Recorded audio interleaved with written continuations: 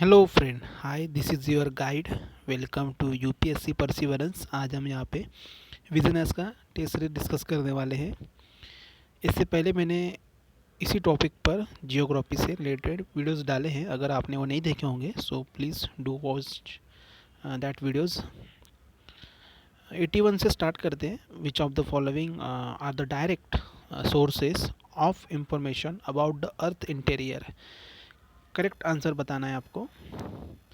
और यहाँ पे करेक्ट आंसर है इसका the rock from the mining areas and volcanic eruption है। मेटियोर्स एंड सिस्मिक ये गलत है, ठीक है। ऑप्शन सी यहाँ पे सही है। Direct sources of information about the earth interior के बारे में पूछा है यहाँ पे। So rock from the mining areas है एंड वोल्केनिक इरप्शन है। मेटियोर्स एंड सिस्मिक एक्टिविटीज़, ये सिस्मिक एक्टिविटीज़ क्या होती है, इंटरनल होता है, एंड मेटियोर्स ये बाहर से आते हैं ना। That's why this is not the direct sources of information about the earth interior. Earth का जो अंदरूनी जो हिस्सा होता है उसके बारे में ये हमें इंफॉर्मेशन प्रोवाइड नहीं करता है, ठीक है। 81 का सी है, जहाँ पे दिया है 81 का। डायरेक्ट सोर्सेस कौन से हैं, इनडायरेक्ट सोर्सेस कौन से। डायरेक्ट सोर्सेस में क्या होता है, वल्कनिक इरप्शन होता है and rock we get from the mining areas. Indirect sources में मेटेओर्स होते हैं, सिस्मिक एक्टिविटीज़ जो होती हैं उसके बारे में बताया है, ठीक है। 82 पर आते हैं। 82 पर which of the following UNESCO biosphere reserve is located between the Narmada and Tapi river. So कौन सा है, नर्मदा एंड तापी। नर्मदा ये मध्य प्रदेश में बहती है। सो आप थोड़ा अंदाज़ा लगा सकते हो, ये पंचमढ़ी की बात हो रही है, ठीक है। 82 का यहाँ पे ए है, Pachmarhi biosphere reserve is located in the Satpura ranges. Satpura, Satpura बोल सकते हैं आप उसे, मध्य प्रदेश में है। And Satpura ranges from the watershed between the river Narmada to the north and river Tapi to the south में है, ठीक है। अचानकमर कहाँ पे है, बायोस्फीयर ये एक मोस्ट ड्रामेटिक है, ये भी मध्य प्रदेश में है। Chhattisgarh Madhya Pradesh state of the India में, ठीक है।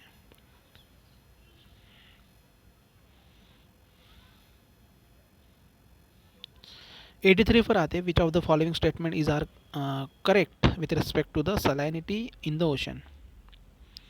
सो आपको चार ऑप्शन दिए यहाँ पे, आपको करेक्ट बताना है। So I am directly come to the answer.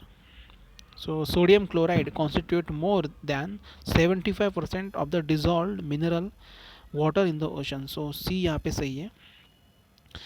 salinity in the oceans के बारे में बात की गई है। so यहाँ पे डिस्क्रिप्शन में दिया है 83 का। नियर द इक्वेटर यहाँ पे जो होता है tropic receives the most rain, है ना। और इक्वेटर पे ज़्यादा रेन होती है क्योंकि वो वहाँ पे सनरेज डायरेक्टली सीज पर मतलब समुंदर पर पड़ते हैं। सो हीट की वजह से क्या होता है वहाँ पे बारिश ज़्यादा गिरती है उस एरिया साइड में, उस एरिया में, इक्वेटर के पास में। सो वहाँ पे जो सैलिनिटी होती है वो कम होती है थोड़ी, है ना, पानी ज़्यादा पड़ने की वजह से। Salinity is lower than the average 35 ppt part per thousands in equatorial waters. और sodium chloride alone constitute more than 71%। That's why C is correct. 84 पर आते हैं। 84 which of the following is are the impact occurrence of El Nino. Correct answer बताना है, कौन सा impact करता है एल नीनो पर।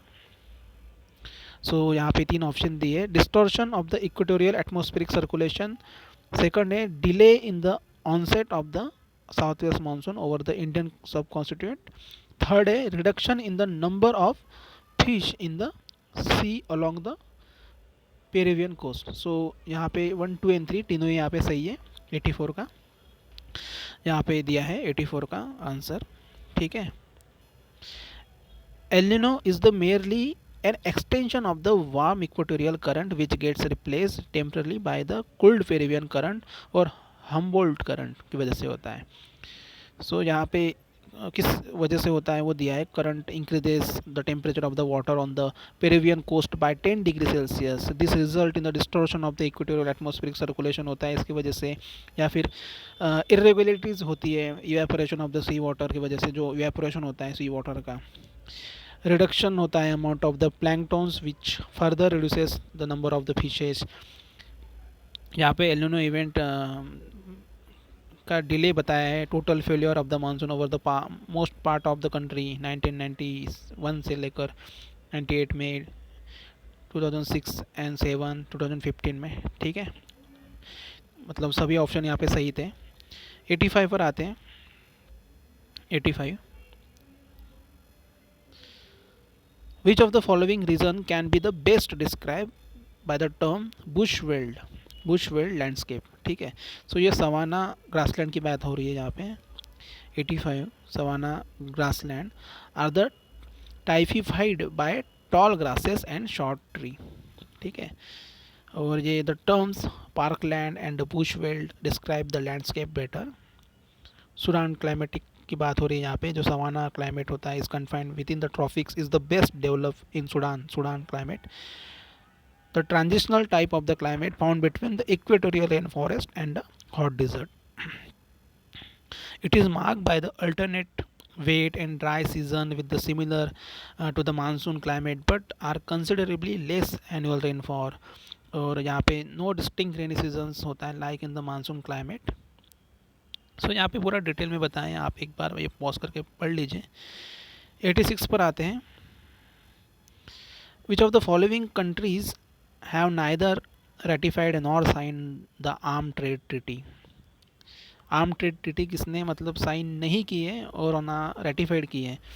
सो ये इंडिया है, इंडिया है यहाँ पे, चाइना है एंड नॉर्थ कोरिया है। जर्मनी ने की है, लेबनान ने की है। सो इसका सही आंसर है डी होता है 1, 3 एंड 5। ठीक है, डिस्क्रिप्शन में यहाँ पे दिया है, हाँ डी है। 105 स्टेट, 105 स्टेट्स हैव रेटिफाइड और exceeded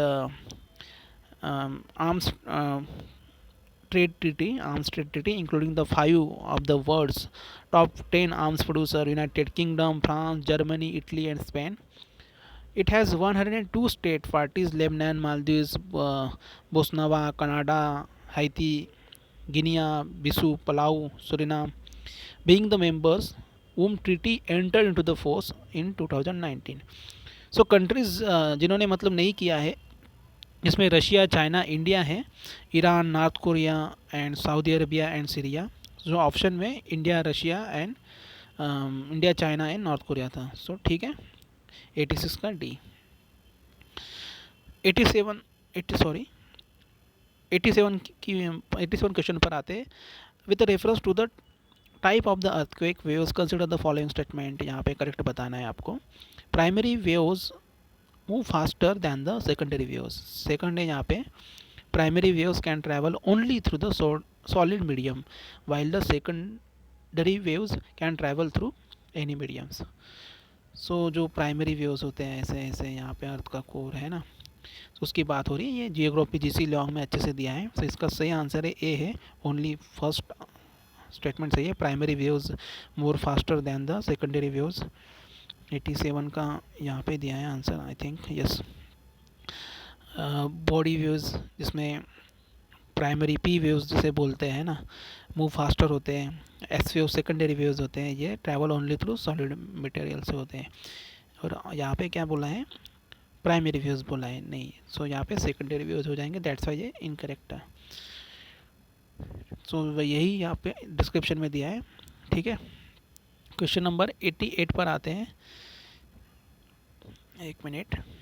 consider the following statement with reference to the river Yamuna के बारे में आपको करेक्ट बताना है। 3 ऑप्शन दिए हैं यहाँ पे। It is the water most tributary of the river Ganga. It has its sources on the western slope of the बंडरपंच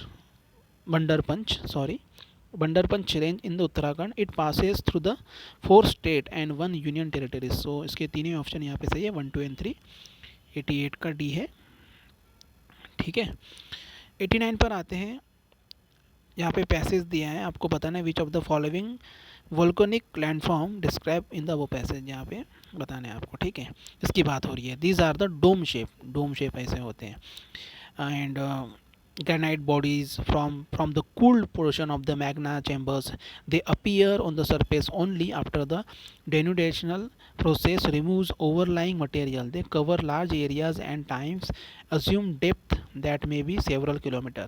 So ये बैथोलिथ की बात हो रही है, ठीक है, बैथोलिथ की बात हो रही है यहाँ पे 89 का डी है। ये बहुत इंपॉर्टेंट हो जाता है, ये बहुत इंपॉर्टेंट क्वेश्चन है, आपने जीसी लियोंग में पढ़ा होगा कि बैथोलीथ, लेपोलीथ एंड पैकोलीथ एंड डाइक्स। सो वहाँ पे डायग्राम से आपको समझ में आएगा। यहाँ पे I think yes this is the diagram. So ये वोल्केनिक लेक होता है, वोल्केनिक लावा जहाँ से फ्लो होता है, स्टील बोलते थे, सील बोलते सॉरी, इसे डाइक बोलते हैं, स्टॉक बोलते हैं। ये बैथोलिथ डोम शेप होता है, डाइक इसे बोलते हैं, ये लैकोलिथ होता है। बैथोलिथ ये बेसमेंट में, लैकोलिथ ऐसा डोम शेप होता है, ठीक है। सो ये डायग्राम आप थोड़ा इमेजिन करके थोड़ा इसे ध्यान में रखिए, ठीक है। 90 पर आते हैं, एक minute, yes. Consider the following statement in the context of Himalayas की बात हो रही है, यहाँ पे करेक्ट बताना है। 3 ऑप्शन दिए हैं यहाँ पे, they are the tectonic origins, they are the world youngest fold mountains, they are there is no volcanic activity in the Himalayan region. So 1, 2 and 3 तीनों यहाँ पे सही है, यहाँ पे डिटेल में दिया है, यस 90 का 1 है। हाईएस्ट माउंटेन रेंज है in the world, Pamir not in the west and extended up to the Purvanchal. Purvanchal में यहाँ पे ऐसे, यहाँ पे ऐसे म्यांमार तक है ना, ऐसे है। यहाँ पे पामीर नॉट है, पाकिस्तान, चाइना, इधर से ये ऐसे। यंगेस्ट फोल्ड माउंटेन है एंड लोफ्टियस्ट माउंटेन रेंज है in the world. They are found in the tectonic forces continent collision with between the Indian plate. They are formed Indian plate and the Eurasian plate. Attitudinal variation are greater in the eastern part than in the western part. No volcanic volcanoes in the Himalayan region. So तीनों statement यहाँ पे सही थे। 90 का ए है। इसके बाद हम 91 से स्टार्ट करेंगे नेक्स्ट पार्ट में। अभी तक आपने मेरे चैनल को सब्सक्राइब नहीं किया होगा, so please like, comment and share, subscribe कीजिए मेरे चैनल को। एंड